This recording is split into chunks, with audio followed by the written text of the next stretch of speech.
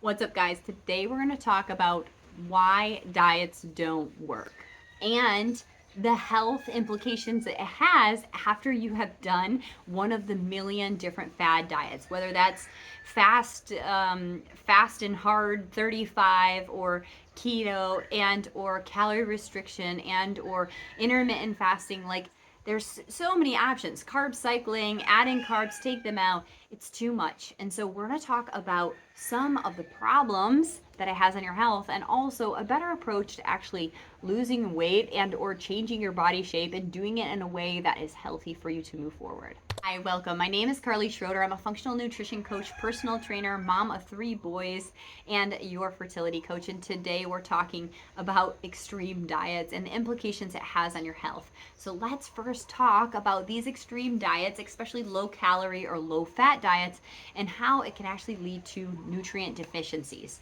So fad diets actually oftentimes are eliminating one of our essential groups of our food, one of our essential food groups. And the result of that is nutrient deficiencies. For example, a low fat diet can lead to issues absorbing vitamin A, D, E, and K. I know this. I have personally experienced it with a mother who grew up in the dieting society where everything in the household was low fat. And then me myself growing up afraid of fat, thinking that fat was going to make me fat. I honestly believed that fat was going to make me fat. So when my boyfriend, who's now my husband at the time, came in and started cooking with fat, I was like feeling like heart palpitations. Like I was like, there's no way I am ever going to eat that food. Like I cannot. I don't want to be obese from eating this coconut oil. So it's different diets have led us to believe and actually fear different foods. In addition, the calorie restriction can lead to metabolic slowdown. And this is something that I see a lot for people who start on the path of trying to lose weight. They'll say, hey, listen, I lost my first 20 and now nothing is happening. I can't lose weight. Now I'm doing all the same things. I'm doing everything right. And now nothing is happening. I can't lose weight anymore. Well, the body is actually trying to conserve energy. It is actually reducing the rate at which it burns calories because it doesn't know when you're going to get fed again. So if you actually are doing this and you've restricted your calories, say maybe before you were eating 20 or 2,000 calories, and then you restricted it back to like a 1,200 calorie diet, and then you added in exercise, weight training, or whatever have you not, the body just went through this huge shock, and instead of it going to continue to shed, it's going to metabolism is actually going to slow down because it doesn't know when it's going to eat again. Our body isn't thinking about how you look in your bikini. Our body is thinking about survival. So instead, that metabolism that was maybe moving a lot faster when you're eating that 2,000 calorie diet is now going to downshift. You're not going to burn as much. So this is why the extreme dieting doesn't work. It will cause your metabolism to slow down. And if you have been doing multiple diets, you're like, yes, I've done at least 5 diets or 10 different diets in my days and age, then it's likely that your metabolism has already been affected.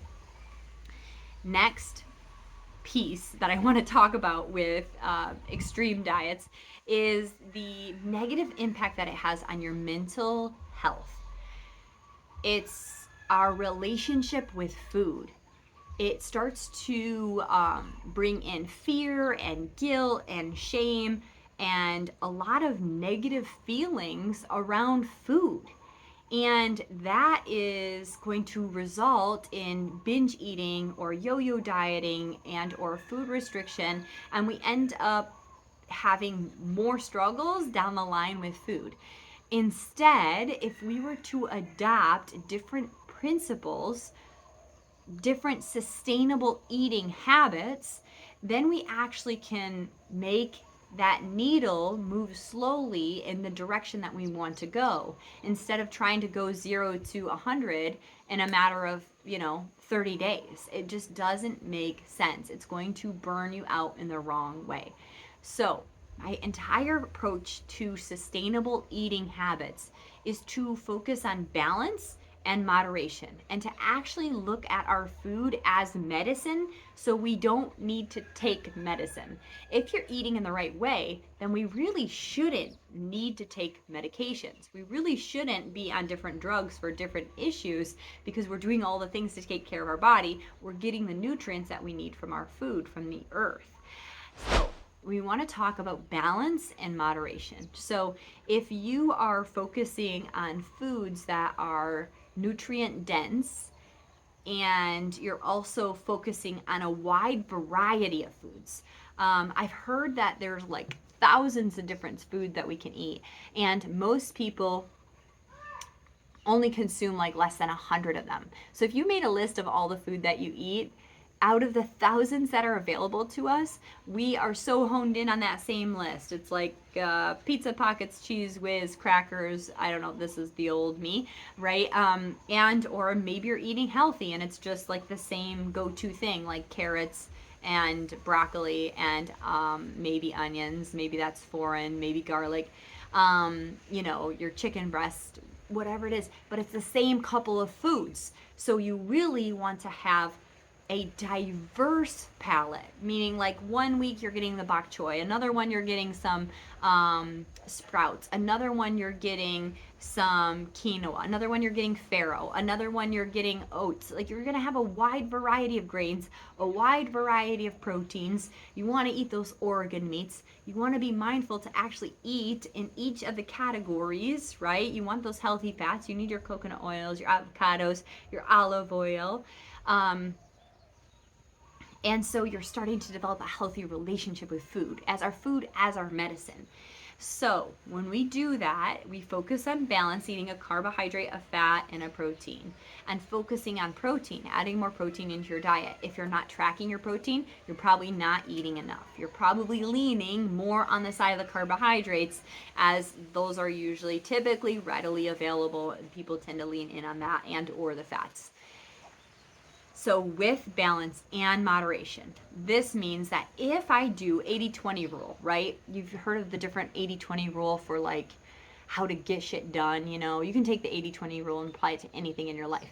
But I firmly can tell you that 80% of what you eat, if it is clean, if it is good, if it is nutrient dense, and 20% of the time you're not perfect, I am pretty sure that you would be looking and feeling close to your best. So what that does is moderation. It allows you to balance your social life.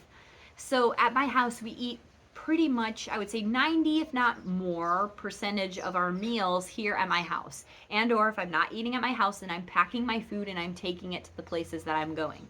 So with our 90% and our 10% out, it's a little kid's birthday party and we didn't eat before we went. Most of the time we would eat before we go there and then allow ourselves to indulge in maybe one of the treats that they have there.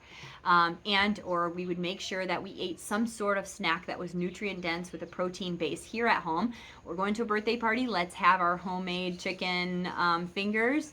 And then we're going to head out to the birthday party, knowing that they might have something there that we don't typically eat. And then when we get there, we're going to first choose something that is, again, nutrient dense. So I'm going to look around and I'm like, okay, they have a fruit platter or they have a vegetable tray. And so for the socialization and the engagement in that way, we would help ourselves to the foods that are going to nourish our bodies. And then post birthday song, the kids have now had some good nutrition in their body, some protein, some healthy fruits, vegetables, some fiber in their body. Then if they want to have a treat, we might say, yes, you can have one of the Tootsie Rolls. And this would be, we eat the treat there and we leave it there. So we don't even take it back home. Now, this is a huge trick for me. When I was living back at home, every single party, we had the whole tray, all of the choices with dessert. There's brownies and cookies and different kinds of cookies, and then the candy platter, and then there's like cakes, and then there's cheesecakes, and there's so many choices. And so it was like I had to establish, like, okay, if I eat something here, I'll allow myself to one of these things, but I won't take any treats home. So that's a technique that you might use for balance and moderation, is just maintaining your sacred space in your house and not bringing those goodies back home where you know you're going to overindulge in the food in your house. When you get stressed, when you're feeling tired, when you're feeling run down, you're going to lean back into that food. The home, think of it as this, like this protection bubble, is your sacred space. Don't bring any of the food that's not nutrient dense into your house that isn't going to add high quality, high nutrition to your body. This is how you can actually get away with that 80-20 rule and making it so much easier on yourself. So if you are going to get something out, do it out, but don't allow it to come back in. Okay? So balance and moderation. Next, long-term health focus. So instead of the quick fixes, the hard 75, 30-day fix, whatever it is, the problem with these programs is it actually sets you up to believe that you're only doing it for 30 days. There are some programs that I think are really great programs. I mean, they focus on good quality food, but they don't set your mind up for success. Listen, if you want to make a change in your life and actually start to feel good about yourself, feel good in anything that you put on, lose some weight, lower your blood pressure, lower your cholesterol, take yourself off of medication, anxiety, depression medication, all of these things that are causing imbalances in your body, then you gotta commit more than 30 days to doing something different, right?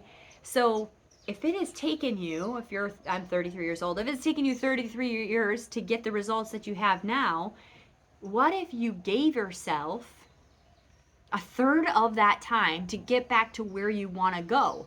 What if I gave myself, well, okay, I had 33, I don't like the results that I have now. What if I gave myself a third of the amount of time that I gave myself to get here to this point that I don't like? So then for the next 11 years, I gave myself time to work on the food addictions, the bad habits, and everything that I have created over the last 33 years, right? It's the framing, it's our society that we live in. We've got Amazon Prime. You can click order today and it'll be at your house tomorrow. We are so used to this immediate gratification. I can have food delivered to my house. I don't even need to leave my house in a matter of 30 minutes, right? We have actually created a problem because now we're in this rush, and it's not working. I'm not getting results because it's been 30 days, and I started drinking water 30 days ago for the first time in my entire life, and I didn't lose 50 pounds. Our expectations don't meet what it actually is going to take to make the change. This is what I'm trying to point out to you. So, shifting your focus. If you have decided to embark on a different type of journey for your health, then dedicate, just humor me, a third or a fourth of the time. So you say, for the next 5 years, I'm going to give myself an eighth of the time that it took me to get to where I'm at. I am going to focus on habits that are going to greatly enhance my life, get me off of medications that's making me sick, get me off of my butt, which is making me sore and uncomfortable and I don't fit into my clothes. I'm going to get into a different place. So I'm going to have to make new choices. And to make new choices, we need to change your thoughts and your behaviors. All right? So have a long-term focus. It's not a quick fix. When we start to talk about foods that are inflammatory, we're going to take out these inflammatory foods, but we're not going to do it overnight. We're going to do it slowly. So first of all, let's look at your nuts. Are you guys eating or snacking on nuts? Okay.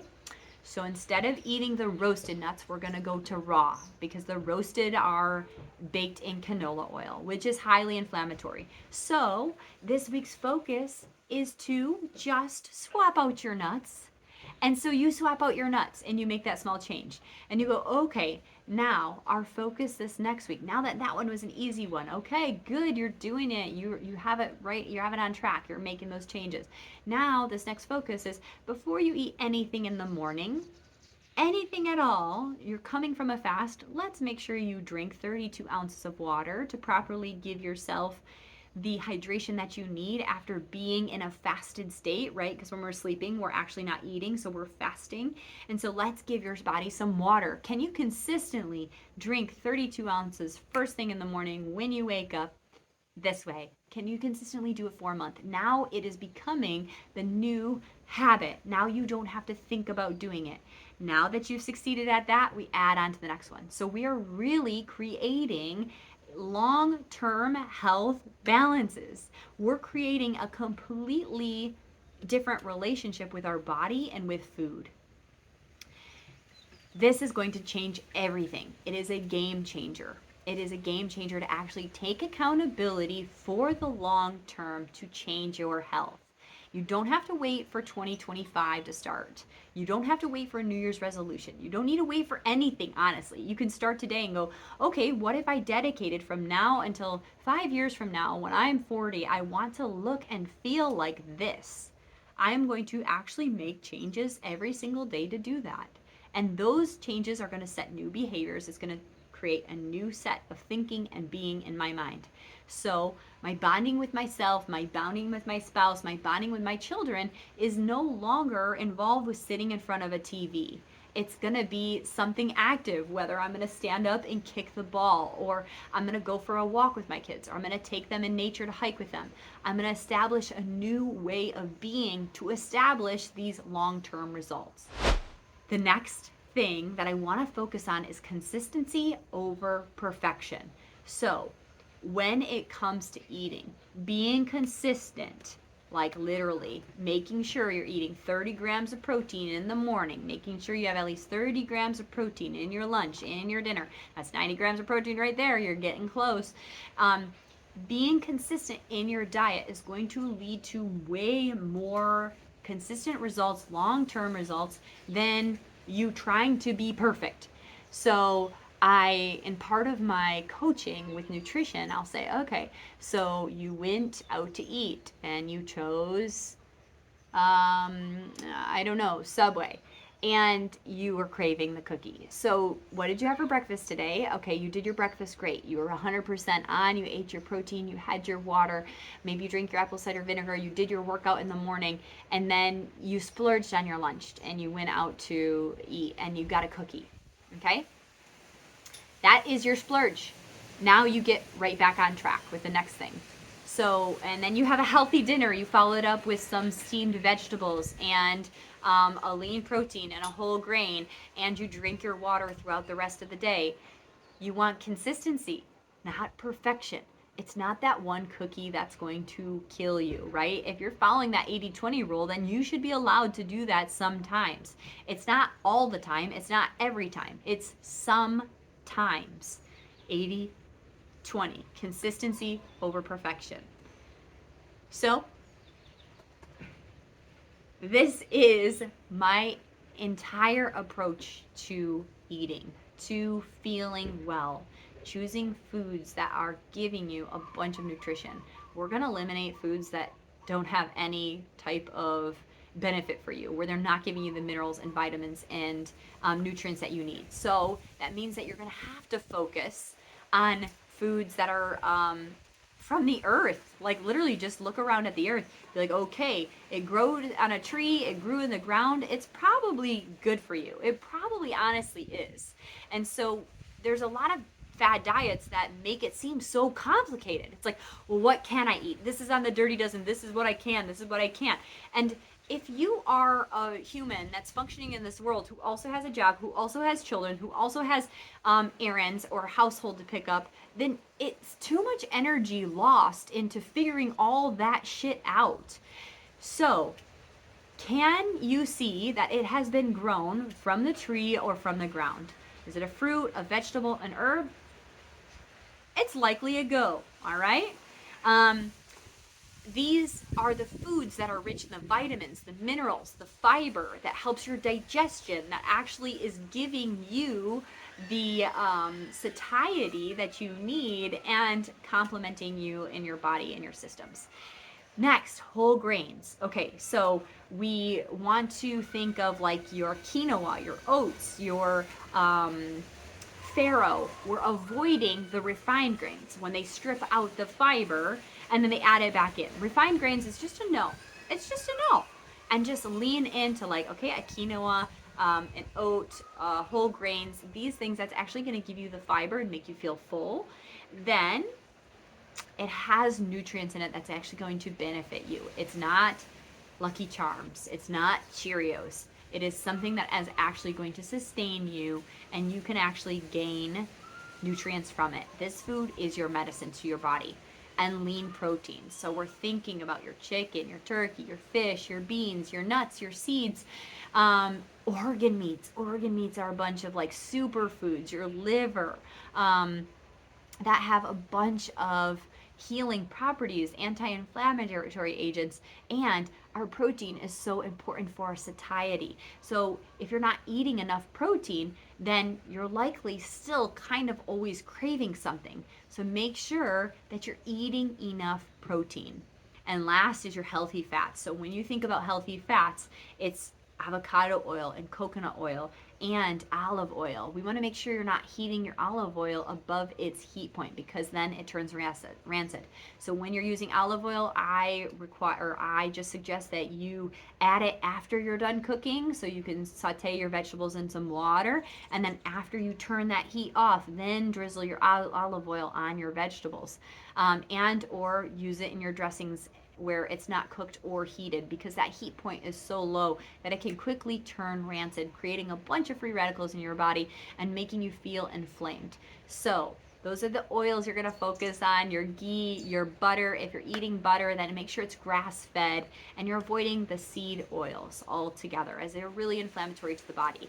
So keep it simple. Keep it simple. I really am sending you lots of love and peace and joy on this journey. It's really fun to actually slowly start to change and to move in a different trajectory, to actually move in a way that's healing for you. And I'm going to tell you, I was the person who craved sugar and sweets so bad. I literally would freaking feel like I was gonna lose my mind. I actually felt like I was losing my freaking mind, because I was like, I can't stop thinking about cookies.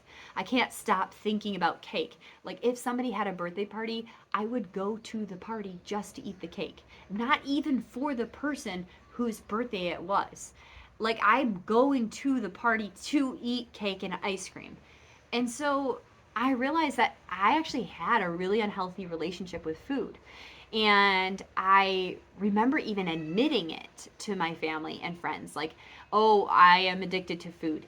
And I have really bad cravings for sugar. Like, I'm addicted to sugar. And then because I was like fit and I worked out a lot and I was young too, I was young, so my body was like burning.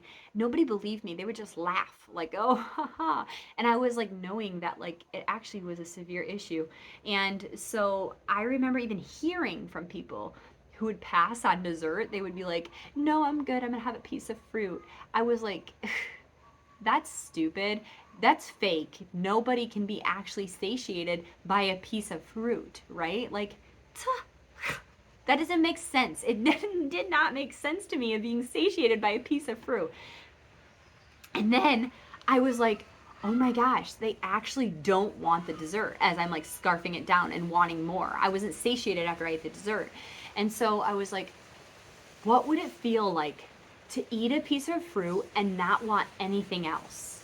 And that was my goal. That actually became my goal, is to eat a piece of fruit and feel satiated, feel like I am good. I'm like beyond satiated. I have hit that craving for my sweet tooth. And it was not easy. And it was emotional. It is an extremely emotional process to break the habit of eating processed sugar. There's other habits. I was never really addicted to fat. I was too afraid of it to eat fat, so I was tied into the sugar. So it's emotional.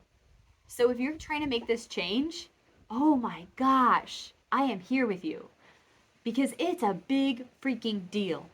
And if you have become addicted to eating any certain food group, which most people in society are, I mean, it starts at birth, right? As a baby, when most people hear a baby cry, what is the first thing that you think to do? We feed them, right? Like most people, when I ask them this question, they say, feed them. Nobody considered that the baby was startled, tired, stressed, overwhelmed. That baby might be crying because they're using their emotional body to stimulate the stress, tension, relaxation response. We actually know how to do that. But if you have been fed every time you're stressed or sad or overwhelmed, then guess what? As an adult, you're likely falling into that same exact freaking pattern.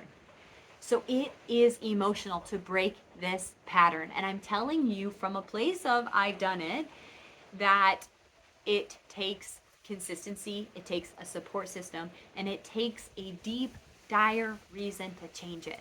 So look in the mirror and ask yourself, why do you want to change? What happens if you don't do anything different than what you're doing right now? What happens? Okay, I'm overweight. I likely have diabetes. I have problems likely with hypertension. Probably set myself up for metabolic syndrome. I am not moving as much as I want to. I am self conscious. I don't feel good about myself. I'm not happy. I'm kind of depressed. I don't like the way I look. What happens if you keep going down this same path? And if you don't like where you're going, what are you going to do to change it? Because this is freaking emotional. It is. I've cried a lot over it. I've cried a lot over not eating sugar. I was literally shaking, crying, mad, angry, furious. And then what do?